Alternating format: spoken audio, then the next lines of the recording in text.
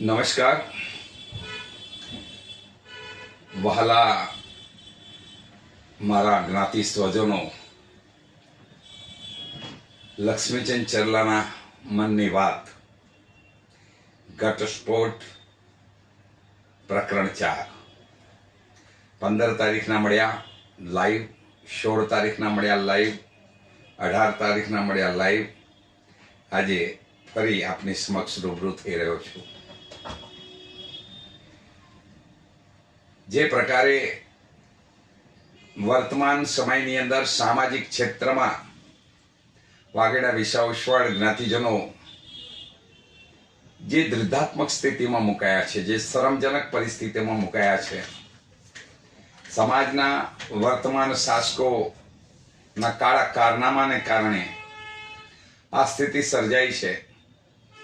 આપણો વાગડ વિસાવસવાડ 24 મહાજન બદનામ થઈ રહ્યો છે અને શાસકોના પેટનું પાણી નથી ચાલતું. કયા અહમમાં તેઓ જીવે છે, કઈ મગરૂરીના તેઓ શિકાર બન્યા છે, મને સમજાતું નથી. વાગડા વિસાવસવાડો જગતના ચોકમાં ખમીર અને ખુમારી માટે પંકાયેલા છે. વટ વચન અને વ્યવહારના માણસો કહેવાય છે, પરંતુ આ સમાજના વર્તમાન શાસકોએ આ સમાજને જે શરમજનક સ્થિતિમાં મૂક્યો છે એ ખૂબ જ દુઃખદ છે. હૃદય વલોપાત અનુભવી રહ્યું છે. હૈયાની અંદર વૈચારિક ઘમાસાણ સર્જાયું છે. સમાજના પ્રમુખ મૌન ધારણ કરીને બેઠા છે. મોઢા પર હાસ્ય અને પીઠની પાછળ વિરોધીઓને વેતરી નાખવાની કાતિલ વિચારધારાના તેઓ માલિક છે. એમનો દ્વેષભાવ ડંખે છે અને એમના દ્વેષભાવના અનેક લોકો શિકાર બન્યા છે. એમાં સૌથી મોટો શિકાર હું છું. મેં 7.5 વર્ષ સુધી જે ઝેરના ઘૂંટડા પીધા છે, આ 7.5 વર્ષ સુધી આવા ઝેરના ઘૂંટડા પીધા પછી માણસ સામાજિક ક્ષેત્રમાં સક્રિય ન રહી શકે, પરંતુ તે છતાં સમાજની માતાઓ અને બહેનોના આશીર્વાદ, વડીલોના આશીર્વાદ, મિત્રોની શુભકામના અને દીકરા દીકરીઓનો પ્રેમ, એના કારણે મારું આત્મબળ વધુ ને વધુ બળકટ બનીને આજ પણ રણટંકાર કરી રહ્યું છે. મિત્રો, વાગડ વિસાવસવાડ 24 મહાજનની વ્યવસ્થાઓને જે પ્રકારે આ લોકોએ ધ્વસ્ત કરી છે, હું 2017 ની ચૂંટણી હારી ગયો. આ ચૂંટણીમાં કેટલીક ગોલમાલો કરવામાં આવી, એ ચૂંટણીને મેનિપ્યુલેટ કરવામાં આવી. ચૂંટણીમાં ગેરકાયદેસર પ્રચાર કરવામાં આવ્યો. ચૂંટણી મથકની અંદર બપોરના સર્વર ડાઉન કરી નાખવામાં આવ્યા. પેટીઓ બદલાઈ. કેટલાક કાર્યકર્તા પોલિંગ એજન્ટ તરીકે બેઠા હતા ચૂંટણીની જવાબદારીમાં. એ લોકો જ સરેઆમ નાગજીભાઈની પેનલને સમર્થન આપવા માટેની અપીલો કરતા હતા. આ બધી જ બાબતો જોયા પછી લાગ્યું કે ચૂંટણીમાં ગેરરીતિ થઈ છે અને આ ગેરરીતિ બાબતે મારે ન્યાય મેળવવા કોર્ટના શરણે જવું પડશે. મારી ઈચ્છા નહોતી, પરંતુ કોર્ટના શરણમાં ગયો, કોર્ટ કેસ દાખલ કર્યો. આ કોર્ટ કેસ ચૂંટણીમાં થયેલી ગેરરીતિઓ બાબતનો હતો, નહીં કે 24 મહાજન પરનો. પરંતુ સ્વાભાવિક છે, જ્યારે 24 મહાજનની ચૂંટણી હોય એટલે એક પાર્ટી તરીકે 24 મહાજન બને. પરંતુ આ લોકોએ દુષ્પ્રચાર કર્યો કે લક્ષ્મીચંદ ચરલાએ મહાજનની ઉપર કેસ કર્યો છે. સાહેબ, આ તો જૂની પુરાણી રીત રસમ છે. અગાઉ પણ રાયચંદ કોરસી આ સમાજની અંદર એક ક્રાંતિના મંડાણ કર્યા હતા વિધવા વિવાહ કરાવીને. સમાજની મૂળભૂત નીતિ એ સમયે વિધવા વિવાહનું સમર્થન નહોતી કરતી, પરંતુ એમણે ક્રાંતિકારી પગલું ભર્યું રાયચંદભાઈએ. તો એમાં ખોટું શું કર્યું? સમયની જરૂરિયાત હતી, માંગ હતી, અને સામાજિક ક્ષેત્રમાં તો આવા સુધારાઓ થતા રહે. પરંતુ એ સમયના શાસકોએ પણ રાયચંદભાઈની ઉપર એ જ આરોપ મૂક્યો. કારણ કે જે શાસકો હોય ને એમનું હાથ વગો હથિયાર હોય છે કે સમાજની ઉપર કેસ કર્યો, સમાજની ઉપર કેસ કર્યો.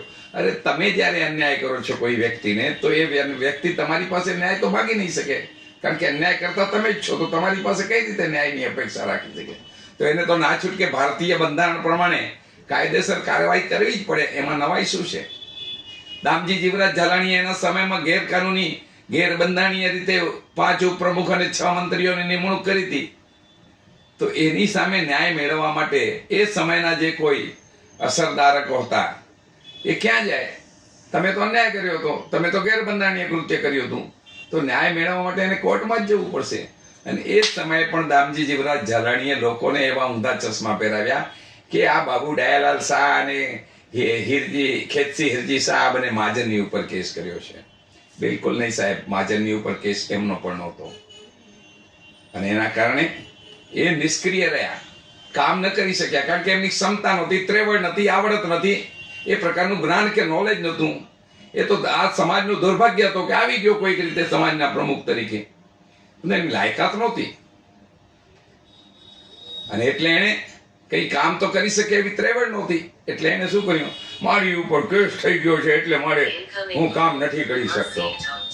સાહેબ, તમે જે પ્રકારે તમારી નિષ્ક્રિયતાને છુપાવવા માટે તમે આવા બહાના કાઢીને સમાજના 5 વર્ષ 6 વર્ષ તમે પણ બગાડ્યા દામજીભાઈ. આ વર્તમાન શાસકો પણ એ કરે છે. 2017ની ચૂંટણી પછી એમણે પોતાની લીટી લાંબી કરવા માટે લક્ષ્મીચંદ ચરલાની લીટીને કેવી રીતે નાની કરી શકાય એ એકમાત્ર અભિગમ સાથે એમણે કામ કર્યું. અને એમણે પહેલા દિવસથી દ્વેષ ભાવનાના દર્શન કરાવ્યા.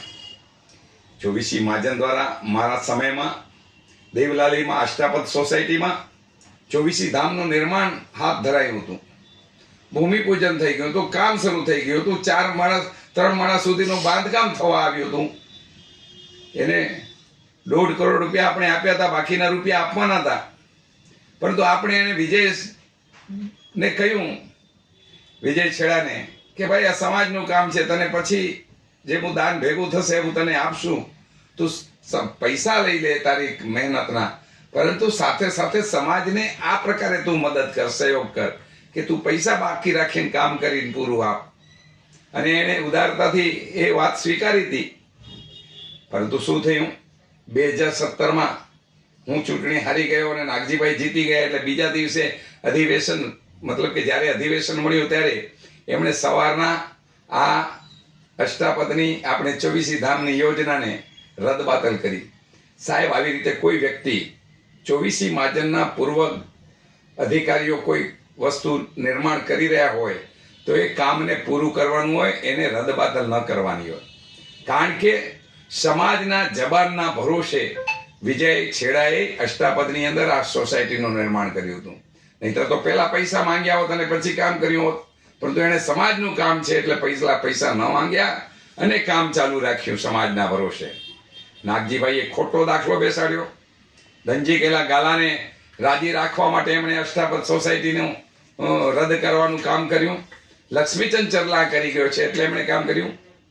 આ જ રીતે થોડો સમય પછી એમણે મહાજન કાર્યાલયની અંદર, જે કાર્યાલય જે તે સમયે નિર્માણ થયું હોય ત્યારે એનું સ્થાપક અધિકારી બોર્ડ તરીકેનું નામ હતું, આ બોર્ડ એમણે ઉખાડીને તોડીને ફેંકી દીધું. શા માટે ભાઈ? કોઈ પ્રમુખના કામ સમય કાર્યકાળ દરમિયાન એ અગર સંસ્થાનું કાર્યાલય બન્યું છે તો એના સ્થાપક અધિકારીઓનું નામ ત્યાં કાયમી ધોરણે રહે. નાગજીભાઈએ એ પણ ઉખાડીને ફેંકી દીધું અને પોતાના નામની તકતી મારી દીધી. નાગજીભાઈએ મતદાનનો અધિકાર આપતો કાર્ડ, આપણે મતદાતા તરીકેના કાર્ડ ઇસ્યુ કર્યા હતા, એમાં લક્ષ્મીચંદ ચરલાની સાઈન હતી. એટલે એણે એ કાર્ડ રદબાતલ કર્યા અને નવા કાર્ડ ઇસ્યુ કર્યા. શા માટે સાહેબ? જો વીસી મહાજનના પ્રમુખ તરીકે લક્ષ્મીચંદ ચરલા કોઈ મતદાર બન્યો હોય ને ત્યારે એને કાર્ડ ઇસ્યુ થયો તો એ કાર્ડ તમે ન બદલાવી શકો સાહેબ. પણ એમણે પણ નવા કાર્ડ જે બનતા હોય એમાં તમે તમારી સહી રાખો, પરંતુ જે કાર્ડ બનીને લોકોને વિતરણ કરી ચૂકાયા હોય એને બદલી ન શકો. નાગજીભાઈ આ બીજું પાપ કર્યું. ત્યારબાદ નાગજીભાઈ સતત આવા પાપ કરતા રહ્યા. જો વીસી મહાજનના પૂર્વ પ્રમુખ તરીકે દરેક મહાજનની મિટિંગમાં મને આમંત્રણ હોવું જોઈએ, પણ એમણે કિન્નાખોરી દાખવીને મને આમંત્રણ ના આપ્યું. સાહેબ ક્યાંનો ન્યાય છે? ચૂંટણી લોકશાહી પ્રક્રિયાનો એક ભાગ છે, એમાં હાર જીત પણ એક પ્રક્રિયાનો ભાગ છે, પરંતુ પૂર્વ પ્રમુખ તરીકે લક્ષ્મીચંદ ચરલાનું નામો નિશાન મિટાવી દેવાની તમે જે સાજિશ રચી, આ સાજિશના આજે તમે જ શિકાર બની રહ્યા છો નાગજીભાઈ. જે માણસ ખાડો ખોદે ને એ જ માણસે ખાડામાં પડે, કુદરતનો ન્યાય છે. તમે પડી રહ્યા છો ખાડામાં. તમે આ સમાજનો સમય વેડફી રહ્યા છો. તમારા થકી આ સમાજ બદનામ થઈ રહ્યો છે નાગજીભાઈ.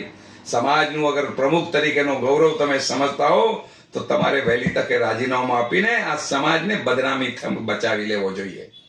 પરંતુ તમને કઈ ફરક નથી પડતો. સમાજ જાય ભાડમાં. આ તમારી નીતિ રીતિ રહી છે નાગજીભાઈ. મારે તમને કહેવું છે, તમે કેટલું કરશો?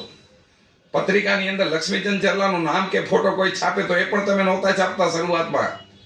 આટલી ખિન્નાખોરી સાહેબ. કોઈ સંસ્થા લક્ષ્મીચંદ ચરલાનો ફોટો આપે કે અતિથિ તરીકેનું નામ લખે, આ પણ તમને ગમતું નતું, તમે એ પણ છાપવાનો ઇનકાર કરી દેતા હતા. વાહ નાગજીભાઈ વાહ. તમારી કિન્નાખોરી આ સમાજના આવનારા દિવસોમાં કોઈ ઇતિહાસ લખશે ને તો એમાં તમારું આ કાળા અક્ષરે નામ લખાશે. માણસનું સુવર્ણ અક્ષરે નામ લખાય, પણ તમારું કાળા અક્ષરે નામ લખાશે. સાહેબ લક્ષ્મીચંદ ચરલાએ કરેલી ચીજોથી તમને જો આટલી જ નફરત હતી તો મહાજનનું કાર્યાલય પણ લક્ષ્મીચંદ ચરલા બનાવ્યું હતું. કાઢી નાખો એ કાર્યાલયને. કચ્છ વાગડ ખબર પત્રિકા પણ લક્ષ્મીચંદ ચરલાએ ઊભી કરી હતી, બંધ કરી નાખો એ પત્રિકાને. SMS મરણના સાદ ખબર પણ લક્ષ્મીચંદ ચરલાએ શરૂ કર્યા હતા, બંધ કરી નાખો એને. મેડિકલ સેન્ટર પણ લક્ષ્મીચંદ ચરલાએ ચાલુ કર્યું હતું, બંધ કરી નાખો. તાળા મારી દો એને, બીજી જગ્યાએ લઈ જાઓ. 11 કરોડનું મેડિકલ ફંડ લક્ષ્મીચંદ ચરલાના કાર્ય દરમિયાન ઊભું થયું હતું, બંધ કરી નાખો એ ફંડને. સાહેબ કેટલી કિન્નાખોરી રાખશો? લક્ષ્મીચંદ ચરલાની ખુરશી ઉપર તમે બેસો છો તો એ તમે ખુરશી ઉપર તમને એટલું બધું લક્ષ્મીચંદ ચરલાથી નફરત હોય તો લક્ષ્મીચંદ ચરલાના પ્રમુખ તરીકે બેઠેલી ખુરશી ઉપર આપે ન બેસવું જોઈએ. જોકે મને ખબર છે તમે ખુરશી બદલાવી નાખી, પરંતુ જગ્યા તો એ જ છે ને. જગ્યાએ બદલાવી નાખો નાગજીભાઈ. લક્ષ્મીચંદ ચરલા જ્યાં 11 વર્ષ બેઠો ને ત્યાં તમારાથી બેસાય નહીં. તમારે જગ્યા બદલી નાખવી જોઈએ. મહાજન કાર્યાલયમાં પ્રમુખની ચેમ્બર છે ને ત્યાંથી કાઢીને તમારે કોન્ફરન્સ રૂમમાં લઈ જવી જોઈએ, કારણ કે ત્યાં તમને મારું ભૂત દેખાતું હશે કદાચ. નાગજીભાઈ તમારી નીતિઓ ખોટી છે, માફ કરજો. 2017 થી લઈને 2022 સુધી તમે ભયાનક ખેલ રચ્યો છે. મને બદનામ કરવામાં તમે કંઈ બાકી નથી રાખ્યું. તમે પ્રોક્સી વોર રમ્યા. તમારા ચમચાઓને ચમચીઓની ફોજે લક્ષ્મીચંદ ચરલા પર રાત દિવસ કાદવ ફેંક્યો અને તમે મંદ મુસ્કરાતા રહ્યા. તમને મજા આવતી હતી. આજે તમે બદનામ થઈ રહ્યા છો તો અમારે શું મજા લેવી? નહીં, અમને મજા નથી આવતી તમારી બદનામીમાં. અમને દુઃખ થાય છે કે આ સમાજનો પ્રમુખ એના માટે કંઈ પણ ખરાબ લગાય છે, લખાય છે, બોલાય છે તો આ તંદુરસ્ત સામાજિક વ્યવસ્થા નથી. સમાજના પ્રમુખની ગરિમા જળવાવી જોઈએ, મહાજન વ્યવસ્થાની ગરિમા જળવાવી જોઈએ. એટલે તમને નાક હોય ને તો વહેલી તકે રાજીનામું આપી દો. ખાલી હજી 2.5 વર્ષ બચ્યા છે એ બગાડો નહીં આ સમાજની જ્ઞાતિના. તમે 2.5 વર્ષમાં પણ કંઈ ઉકાળી નથી શકવાના. તમે માત્ર સત્તા પર ચીટકી રહેવામાં માહિર છો. સત્તા પર રહીને સમાજની સેવા કરવાના કોઈ સંસ્કારો તમારી પાસે નથી. અને કોઈ પણ વાત ધ્યાન રાખજો, જ્યારે તમે કોઈ વ્યક્તિને બદનામ કરીને કામ કરવા નીકળતા હો ને તો કુદરત રાજી નથી રહેતું. નાગજીભાઈ તમે વાગડ ગુરુકુળના 3 દીકરાઓના મોત ઉપર લીપાપોતી કરી છે. સાહેબ કમસે કમ એમના માવિત્રોને વળતર તો આપો. હિન્દુસ્તાનમાં ક્યાંય કોઈ રેલવે દુર્ઘટના થાય, કોઈ રોડ અકસ્માત થાય, કોઈ બીજી કુદરતી હોનારત આવે તો સરકાર એના પરિવારજનોને આર્થિક મદદ કરતી હોય છે. આ 3 બાળકો જે વાગડ ગુરુકુળમાં શંકાસ્પદ મોતને ભેટ્યા છે, એમના માવિત્રો ગરીબ છે, સામાન્ય છે, દુઃખી છે. એમને તમે કંઈ ના આપી શકો તો કંઈ નહીં, પરંતુ 25-25 લાખનું વળતર આપો, એમને ચૂકવો એવી હું માંગ કરું છું. કારણ કે આ દીકરાઓ, આ એમના માવિત્રોએ પોતાના જવાન જો દીકરાઓને ગુમાવ્યા છે. તમે એમને ન્યાય તો નથી આપી શકતા, પરંતુ એમના બળતા હૈયાને ટાઢક પહોંચે. એમણે પોતાના જીવનનો આધાર ગુમાવ્યો છે. એ દીકરાઓ જો હમણાં જીવતા હોત તો સાહેબ કમાઈને એના માવિત્રોનું ઘર ચલાવતા હોત. આ 3 જુવાન જો દીકરાઓ તમારા પાપના કારણે હોમાઈ ગયા છે, તમારામાં શરમ બચી હોય ને તો એ 3 દીકરાઓના માવિત્રોને આર્થિક વળતર આપો, જેનાથી એમના બળતા હૈયાને ટાઢક પહોંચે અને ક્યાંક એમને લાગે કે ચલો અમે અમારું કર્મ હિસાબ ગયા છે, પણ હવે અમને કંઈક મળ્યું છે જેનાથી અમે કંઈક અમારો રોટલો રડી ખાશું. સમાજના બાકીના આગેવાનોને પણ વિનંતી કરું છું કે સમાજની સંવેદનાઓ સુસરી ગઈ છે. વાગડ ગુરુકુળનો ટ્રસ્ટી મંડળ તો ચલો પોતાની જવાબદારીથી છટકી જવા માંગે છે, પરંતુ સમાજના આગેવાનોને મારે કહેવું છે, તમે જાગો અને 3 દીકરાના સંતાનોને કોઈક વળતર મળે, એમને આધાર મળે, એમના જીવન જીવવાનું કંઈક બળ મળે, એ માટે તમે એમને આર્થિક મદદ કરો. આજે હું જાહેરમાં માંગ કરી રહ્યો છું. નાગજીભાઈ, તમે ક્યાં સુધી આવું બધું ચલાવશો? ટીમ વાગડની જાહેરાત ડાબી બાજુએ છાપવાની, રાઈટ બાજુએ નહીં. કેમ ભાઈ? આટલી કે નાખો, આટલો દ્વેષમાં, આટલો ડંજ અને ડંક. મને યાદ છે 2022ની ચૂંટણી પહેલા મેં તમને ફોન કર્યો હતો અને તમને મેં કહ્યું હતું કે નાગજીભાઈ 2017 થી 2022 નો સમય પૂરો થયો, હવે નવેસરથી નવી શરૂઆત કરીએ. 2022ની ચૂંટણી તમે લડો છો ને હું પણ લડું છું. આપણી વચ્ચેના મન દુઃખોને દૂર કરીએ. અને મેં તમારું મિચ્છામી દુક્કડમ માંગ્યું હતું સાહેબ.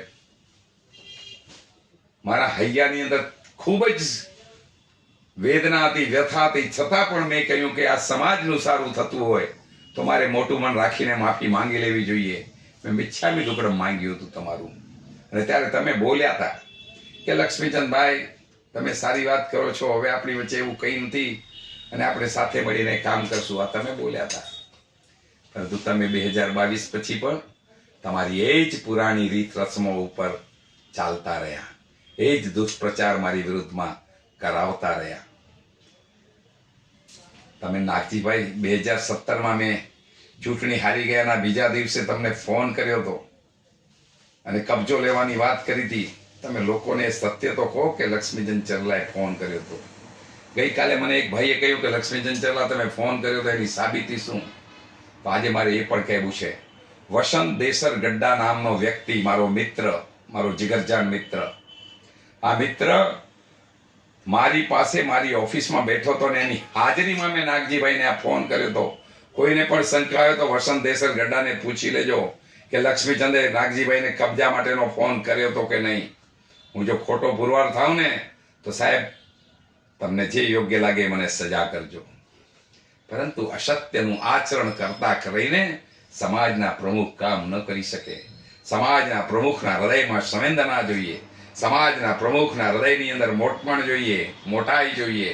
સમાજના પ્રમુખના હૃદયની અંદર ગરીબો પ્રત્યે લાગણીને સંભાવના જોઈએ. નાગજીભાઈ, તમે તો લક્ષ્મીચંદ ચરલાને બદનામ કર્યો. ઠીક છે, તમે વિચાર્યું નહીં કે લક્ષ્મીચંદ ચરલા ઉપર શું વીતશે, લક્ષ્મીચંદ ચરલાના પરિવાર ઉપર શું વીતશે. સાહેબ, મારે આખા સમાજને કહેવું છે, મારી જગ્યાએ કોઈ કાચી માટીનો માણસ હોત ને તો વહેલો આમની બદનામી સાંભળીને આત્મહત્યા કરી લીધી હોત, પરંતુ આપ સૌના આશીર્વાદથી મારી પાસે લોખંડી જીગર છે, અને લોખંડી જીગર હોવાના કારણે અને સત્ય છે મારી સાથે. હું આખું જીવન 60 વર્ષની જિંદગી સત્યની સાધનામાં ગાળી છે. મેં 60 વર્ષની જિંદગી સેવાની સાધનામાં ગાળી છે. મેં 60 વર્ષની જિંદગી રાષ્ટ્રના કલ્યાણ માટે, સમાજના કલ્યાણ માટે, ગરીબો, વંચિતો, દીન દુખિતોના કલ્યાણ માટે ગાળી છે. અને એટલે મારી પાસે જીવન જીવવાનું બળ છે. તમે આટલી ભયાનક બદનામી કરી હોવા છતાં પણ લક્ષ્મીચંદ ચરલા તમારી સામે અડીખમ ઊભો છે. નાગજીભાઈ, હજી ક્યાં સુધી ચલાવવું છે? આજ સાંજ સુધી તમારી પેલી ગેરબંધાણીય મહિલા મારી વિરુદ્ધમાં ગમે એવો બકવાસ કરનારાઓ મેસેજો લખી રહી છે, મારી પત્નીને મેસેજો મોકલાવી રહી છે, મને મેસેજો મોકલાવી રહી છે. એને કહો ખબરદાર, હવે મારા ધૈર્યની કસોટી નહીં લો, પછી અનર્થ થઈ જશે.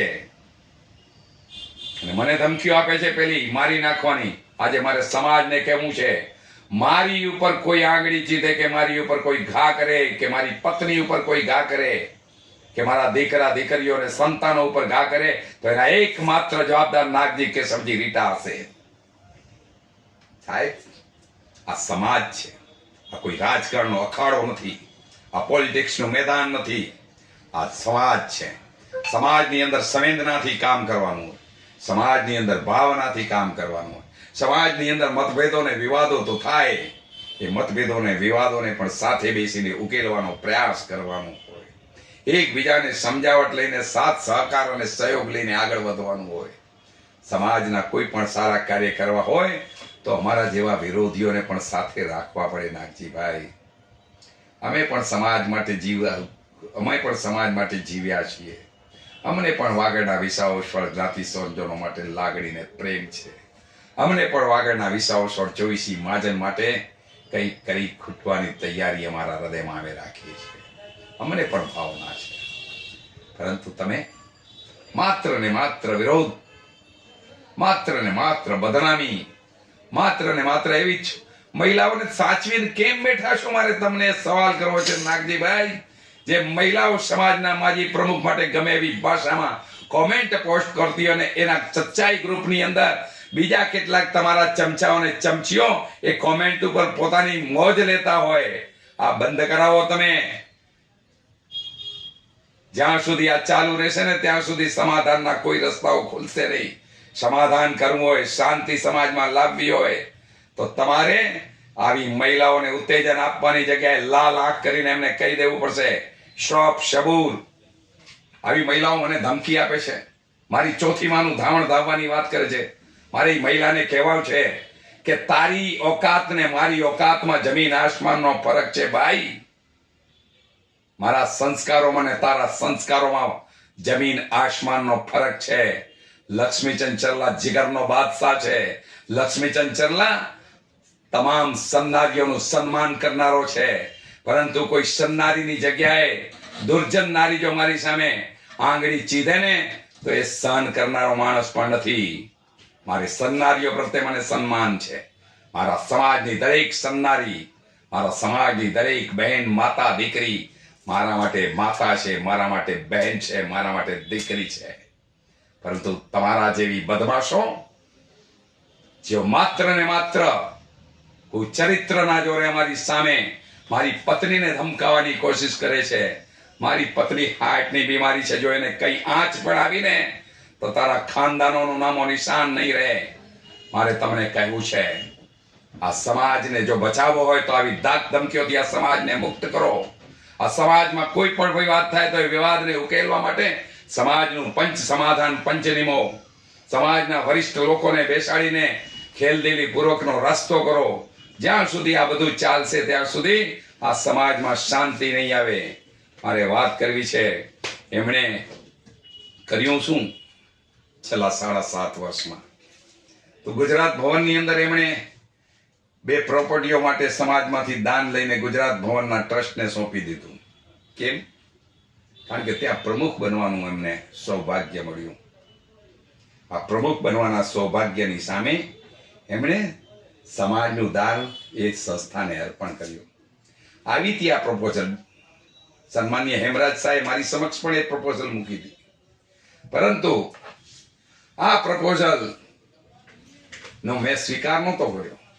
મેં એમને કહ્યું હતું સન્માનીય હેમરાજભાઈ શાહને કે હેમરાજભાઈ, જે સંસ્થા સમાજમાંથી દાન લે મહાજન અને એ દાન તમને આપી દે તો જે વસ્તુનું માલિકી તમારી હોય, 24 મહાજનની માલિકી ન થતી હોય તો એ માટે સમાજમાંથી હું દાન ન લઈ શકું.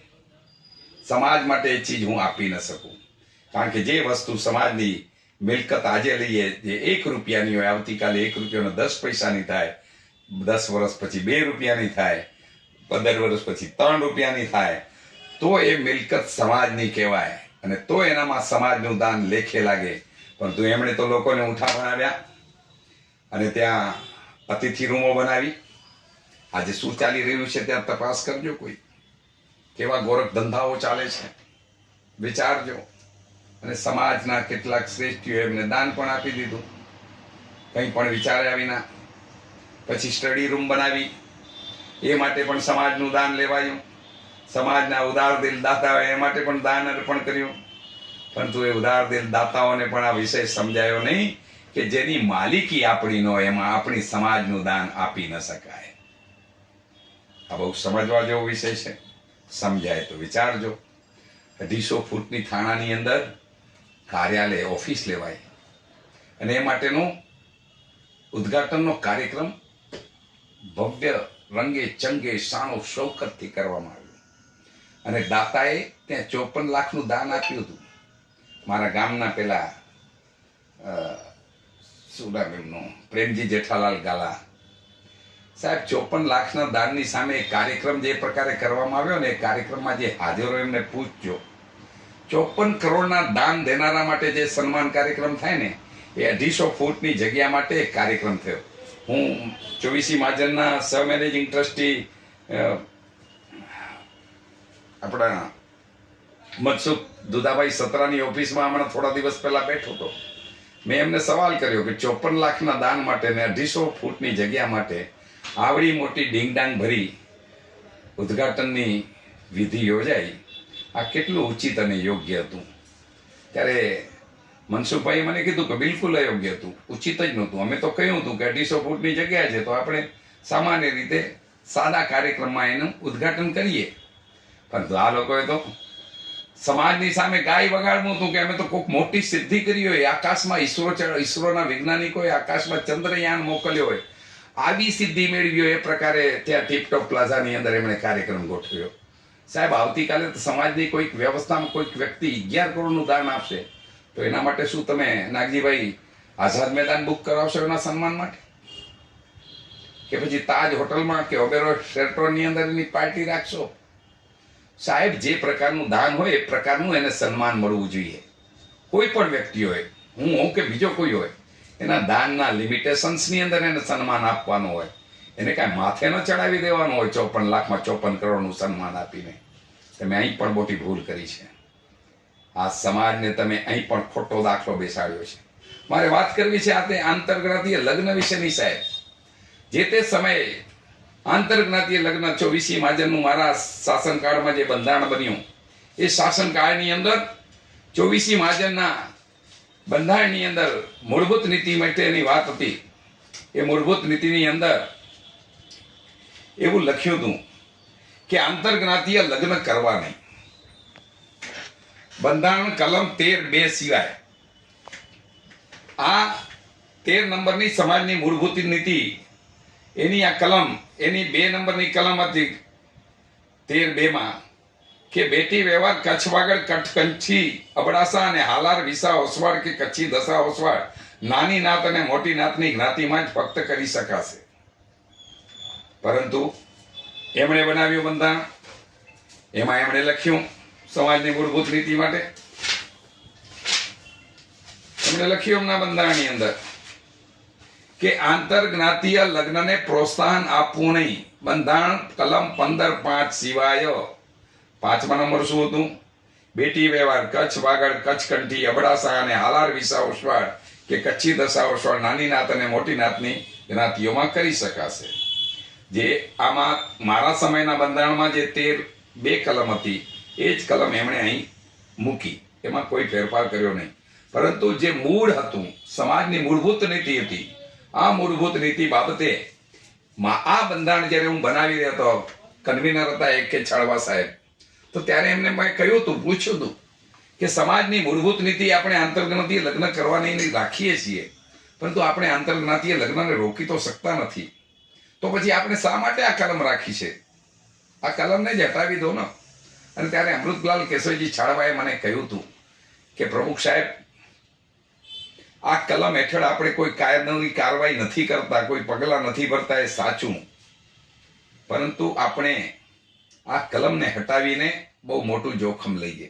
એટલે આ કલમ એઝ ઇટ ઇઝ રહેવા દો, આંખ આડા કાન કરો, પરંતુ આ કલમ હશે તો એ કલમના આધારે ભવિષ્યની અંદર આ સમાજનું આપણે ઘણું બધું મોટા પ્રમાણમાં બચાવ કરી શકશું. મને એમની વાતમાં તથ્ય લાગ્યું એટલે મેં સંમતિ આપી અને એ કલમ રાખી. અને ત્યારબાદ હું જ્યાં સુધી 11 વર્ષ પ્રમુખ હતો ત્યાં સુધી મેં કોઈ પણ આંતરજ્ઞાતીય લગ્નમાં હાજરી આપી નથી. ઇવન મારા સગા શાળાના દીકરા જૈન જ્ઞાતિમાં પરણી રહ્યા હતા, પરંતુ મેં મારા શાળાને કહ્યું હતું કે માફ કરજો, હું સમાજનો પ્રમુખ છું, હું આંતરજ્ઞાતીય લગ્નમાં હાજરી આપી શકીશ નહીં, અને હું ગયો નહોતો. આ લોકોએ શું કર્યું? આ કલમને બદલીને એમણે લખી નાખ્યું કે આંતરજ્ઞાતીય લગ્નને પ્રોત્સાહન આપવું નહીં. સારી વાત છે. જો આ કલમ હોય, બંધારણ કહેતું હોય કે પ્રોત્સાહન આપવું નહીં, તો આવા આંતરજ્ઞાતીય લગ્નમાં પ્રમુખશ્રી હાજરી આપી શકે નહીં કે નહીં આપી શકે કે નહીં? મને એ જણાવો સમાજજનો. કોઈ પણ આંતરજ્ઞાતીય લગ્નમાં હાજરી આપી એનો મતલબ તમે લગ્નને પ્રોત્સાહન આપ્યું. સ્વાભાવિક છે. મારી વાત સાથે તમે સંમત છો જ્ઞાતિ સ્વજનો? તો વાગડ વિસા ઓસવાડ 24 મહાજનના પ્રમુખ નાગજી કેશવજી રીટા તમામ આંતરજ્ઞાતીય લગ્નમાં હાજરી આપે છે, એમને આમંત્રણ મળે. હમણાં જ મારા એક મિત્રની દીકરીના લગ્ન હતા આંતરજ્ઞાતીય, અને લગ્નમાં તેઓ હાજર હતા. મેં જોયું મારી નજરો નજર. તો સાહેબ, આ બંધારણની કલમ છે, એમના બનાવેલા બંધારણની, કે આંતરજ્ઞાતીય લગ્નને પ્રોત્સાહન આપવું નહીં. તો પછી એ હાજર કેમ હતા? એ કેમ હાજરી આપે છે?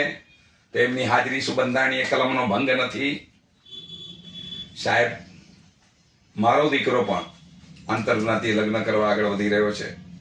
2 જાન્યુઆરીના મારા દીકરાના પણ આંતરજ્ઞાતીય લગ્ન છે. હું આજે ચોક્કસ દાવા સાથે કહું છું કે હું સમાજનો પ્રમુખ હોત અને મારો દીકરો આંતરજ્ઞાતીય લગ્ન કરતો હોત ને, તો મેં સમાજના નિયમ પ્રમાણે, સમાજની મૂળભૂત નીતિના ભંગ માટે એને બંધારણીય રીતે એને સસ્પેન્ડ કર્યો હોત, એનું સભ્યપદ રદ કર્યું હોત અને સમાજની અંદર દાખલો બેસાડ્યો હોત. પરંતુ હવે સમાજના પ્રમુખે જ આંતરજ્ઞાતીય લગ્નને છૂટ આપી દીધી છે, કારણ કે તેઓ હાજર રહે છે દરેક આંતરજ્ઞાતીય લગ્નમાં. એનો સ્વાભાવિક મતલબ એ થયો કે પ્રમુખની છૂટ છે. જો પ્રમુખની જ છૂટ હોય, બંધારણમાં છૂટ અપાઈ ચૂકી હોય, ખાલી પ્રોત્સાહન આપવું કે નહીં એમ આપવાની વાત હોય, તો લક્ષ્મી ચંચરલા એના દીકરાને શા માટે આનંદભેર ખુશીથી ન પરણાવે? ઘણાને પીડા થશે, પરંતુ દાવા સાથે કહું છું, લક્ષ્મી ચંચરલાનો દીકરો આંતરજ્ઞાતીય લગ્ન કરી રહ્યો છે અને મને કોઈ એ બાબતમાં રંજ નથી. હા, અગર જો હું પ્રમુખ સ્થાને હોત અને મારો દીકરો મારા બંધારણની નિયમની કલમને અવરોધીને અગર આ લગ્ન કર્યા હોત, તો એને હું લગ્ન તો કરવા દે, એને આશીર્વાદ પણ આપત, શુભકામના પણ આપત, પરંતુ સભ્ય પદેથી એને રદબાદલ કરત, દૂર કરત અને સમાજમાં દાખલો બેસાડત. આજે આપને એટલે કહેવું છે, આંતરજ્ઞાતીય લગ્ન સ્વીકાર્ય છે. આંતરજ્ઞાતીય લગ્ન કરીને કોઈ દીકરીઓ આપણા સમાજમાં આવે તો એનો સ્વીકાર છે, પરંતુ આવનારી દીકરીઓએ આપણા સમાજના બંધારણને, આપણા સમાજના નીતિ રીતિ અને રિવાજોને પાળવા પડે, આપણી પરંપરાઓને સ્વીકારવી પડે અને આપણા સમાજની અંદર દૂધમાં સાકળ ભરી જાય એ રીતે ભળી જવું પડે. પરંતુ સમાજમાં આવીને કોઈ દીકરી આંતરજ્ઞાતીય લગ્ન કરીને આવનારી દીકરી એમ કે હું સમાજની બાપ છું, તો એ પરિસ્થિતિ ન ચલાવી લેવાય સાહેબ. આવે કોઈકની દીકરી છે, આપણા સમાજમાં એનું સ્વાગત છે અને આપણા સમાજની અંદર દૂધમાં સાકળી જેમ ભળી જાય તો એને સલામ છે, એના સંસ્કારોને સલામ છે. અને એવી દીકરીઓ, આંતરજ્ઞાતીય લગ્ન કરીને આવનારી દીકરીઓનું પ્રમાણ વધતું જાય છે, એનો અમે વિરોધ નથી કરતા. આંતરજ્ઞાતીય લગ્ન કરીને દીકરીઓ જાય છે, હું તો એ દીકરીઓ માટે પણ કહું છું કે આવી ભૂલ નહીં કરો, પરંતુ કાળક્રમે ભૂલ કરી અને આંતરજ્ઞાતીય લગ્ન કર્યા તો એ દીકરીઓ સાથે પણ સન્માનપૂર્વક વર્તન કરજો. બધા જ માવિત્રોને આજે મારે કહું છે, ઘણા માવિત્રોને દુઃખ થાય છે જ્યારે પોતાની દીકરી આંતરજ્ઞાતીય લગ્ન કરે છે. મારે એમને કહેવું છે કે એવું દુઃખ નહીં અનુભવતા. સમય બદલાયો છે, શિક્ષણનું મહત્વ વધ્યું છે, આપણા દીકરા દીકરીઓ આંતરજ્ઞાતીય લગ્ન કરે એવી પરિસ્થિતિઓ સર્જાય છે, કારણ કે આપણા સમાજની અંદર હવે શિક્ષણનું પ્રમાણ વધ્યું છે. એટલે દીકરા દીકરીઓ કોલેજમાં પટાંગણમાં જશે, ભણી ગણીને કોઈક ડિગ્રી હાંસલ કરશે, શીખશે, કોઈક વિજાતીય વ્યક્તિ સાથે પરિચયમાં આવશે, અને ત્યારે સ્વાભાવિક છે કે પરિચય પ્રેમમાં પણ પરિણમે તો એ દીકરી કદાચ એવી રીતે પોતાના માવતરની રજા લઈને પ્રેમ લગ્ન કરે તો એને પણ તમે અવરોધશો નહીં, એને પણ રાજી ખુશીથી આશીર્વાદ આપજો. અને એવી કોઈ દીકરી અગર જો પરણ્યા પાથ એનું લગ્ન જીવન નિષ્ફળ જાય અને પાછી પરત આવવા માંગે તો એને પણ આનંદભેર સ્વીકારજો. આજે હું સૌને કહું છું, કારણ કે મા બાપ પોતાનું બોજ રાખીને જીવે છે. એમને એમ થાય છે કે સમાજમાં મારી શું ઇજ્જત રહેશે. કઈ નહીં ભાઈ, ઇજ્જત કઈ જતી નથી. આ તો સમય છે, સમયના પ્રવાહમાં ચાલવું પડે. અને તમારા દીકરા કે દીકરીએ કદાચ પ્રેમ કર્યો હોય અને પરણી હોય તો એમાં કંઈ અજુગતું કર્યું નથી એવું મારું માનવું છે. એ દીકરીને પણ સરસ રીતે આશીર્વાદ આપજો. હમણાં અમારા એક ગામના એક વ્યક્તિની દીકરી પરણી, મને ખ્યાલ સમાચાર મળ્યા કે એમના માવિત્રોને બહુ દુઃખ થયું, એની દાદીને બહુ દુઃખ થયું. નહીં, આવું દુઃખ નહીં લગાડતા ભાઈ. હવે સમય બદલાઈ ગયો છે, આવું બનશે, ઘર ઘરમાં બનશે. કાકા, મામા, માસી, ફૂઈ, ફુવા, કોઈક ના કોઈક પરિવારની અંદર આવું થવાનું જ છે.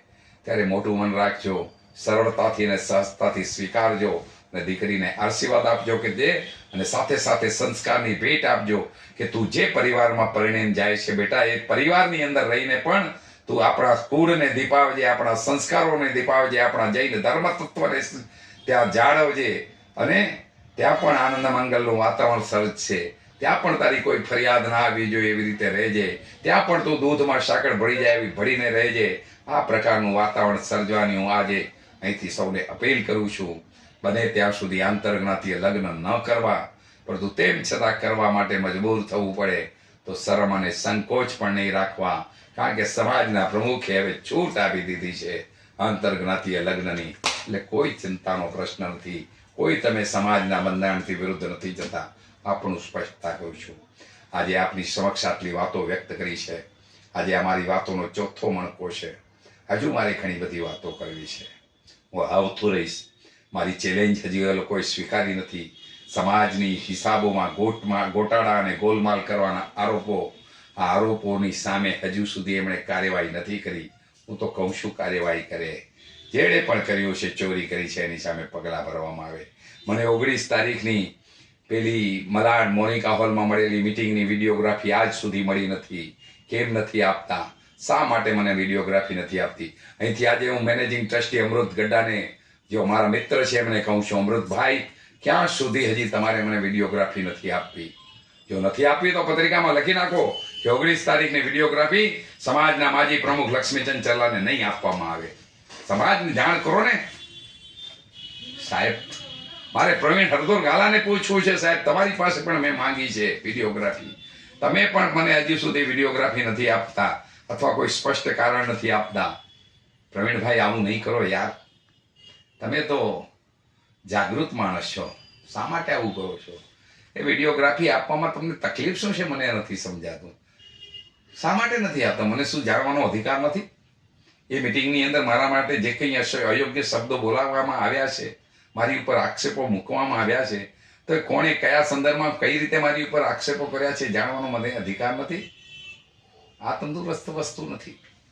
તમે આક્ષેપો કર્યા છે તો તમારે મારો જવાબ પણ સાંભળવાની તૈયારી રાખવી જોઈએ, અન્યથા તમે ગુનેગાર છો સાહેબ. પ્રવીણભાઈ, જો તમારું ત્યાં ચાલતું ન હોય ને તો રાજીનામું આપી નીકળી જાઓ. આવનારી ચૂંટણીમાં તમે પાછા મંત્રી તરીકે ચૂંટાઈ આવશો, મારી ગેરંટી. એટલી ખુમારી તો બતાવો, એટલું ખમીર તો બતાવો. આવા લોકોની સાથે બેસીને ગેરબંધાણીય બાબતોમાં સહમતિ આપવી, તમારું કંઈ ચાલતું ન હોય તો શું કામ બેઠા છો પ્રવીણભાઈ? ખમીર જગાડો, તમારા આત્મગૌરવને જગાડો યાર મારા ભાઈ. અમૃત સેજલ, શા માટે બેઠા છો તમે અમૃતભાઈ ત્યાં? શા માટે રાજીનામું નથી આપતા? જો તમારું ચાલતું જ ન હોય, મેનેજિંગ ટ્રસ્ટી તરીકે તમારી કોઈ ઇજ્જત ન હોય ત્યાં, તો પછી શું કામ બેઠા છો વધારાના થઈને ભાઈ? હટી જાઓ ને. આ સમાજની સામે તમારી હજી ઉજ્જવળ કારકિર્દી આવનારા દિવસોમાં ઘડવાની બાકી છે. અમે આપશું તમને સાથ સહકાર, અમે તમારી સાથે રહેશું આવનારા દિવસોમાં, પરંતુ કંઈક નૈતિકતા તો બતાવો. નૈતિકતાને શા માટે છાપરે ચડાવી દીધી છે, માળિયા ઉપર બંધ કરીને મૂકી દીધી છે? જાગો ભાઈઓ.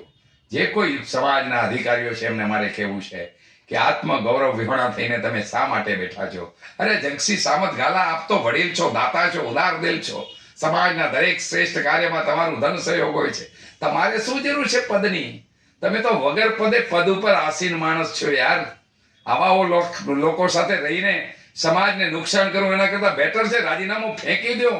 શા માટે આ સત્તાના મોહમાં છો? ટ્રસ્ટી આ સમાજ તમને બનાવશે. અરે પ્રમુખ બનવું હશે તો આ સમાજ તમને આવનારા દિવસોમાં પ્રમુખ પણ બનાવશે. આવા લોકોની સાથે બેસીને સમાજનો ટાઈમ ન બગાડો. તમારી પાસે સમાજને ખૂબ અપેક્ષા છે. મને પર્સનલી તમારી પાસે જગસીભાઈ ખૂબ અપેક્ષા છે. જગસી સામત ગાલા જેવો માણસ મુંડી બંધ રાખીને બેઠો હોય બરાબર નહીં ભાઈ. તમારે જાગવું જોઈએ મારા ભાઈ. ઘણા એવા સારા લોકો છે, હું એમને કહું છું કે ખમીર જગાડો. કઈ નહીં થઈ શકે તમારાથી. 2.5 વર્ષ તમારા સમાજના બગાડવાના જ છો. કારણ કે તમારી ઇમારત પાપના પાયા ઉપર ઊભી થઈ છે. ઈર્ષા અને અદેખાઈના પાયા તમારી ભીતર પડેલા છે. પાયામાં ઈર્ષા અને અદેખાઈ છે. સમાજનું કામ ક્યારે ઈર્ષા અને અદેખાઈથી ન થાય. પાપના પાયા પર ઇમારત ટકી ન શકે. આ સમાજને ટકાવવો હોય, સમાજને બચાવવો હોય ને વાગડ વિસાવો શોર્ટ 24 હિમાચલનું નામ જગતના ચોકમાં ગૌરવભેર જગાવતું રહેવાનું હોય. જગતના ચોકમાં અડીખમ તિરંગાની માફક વાગડના વિસાવો શોર્ટ જ્ઞાતિનો જ્ઞાતિ ધ્વજ ફરકે, જ્ઞાતિ દેવતાના ગુણગાન ગવાય. એ માટે હવે રાજીનામું આપીને આ સમાજને તમારી પકડમાંથી મુક્ત કરો. આ અપીલ કરું છું આપ સૌને. સમજાય તો સારું છે, ના સમજાય તો મારા તમારા સમાજના નસીબ ફૂટ્યા બીજું શું. દાડો મોજ કરે. જય 24 હિમાચલ.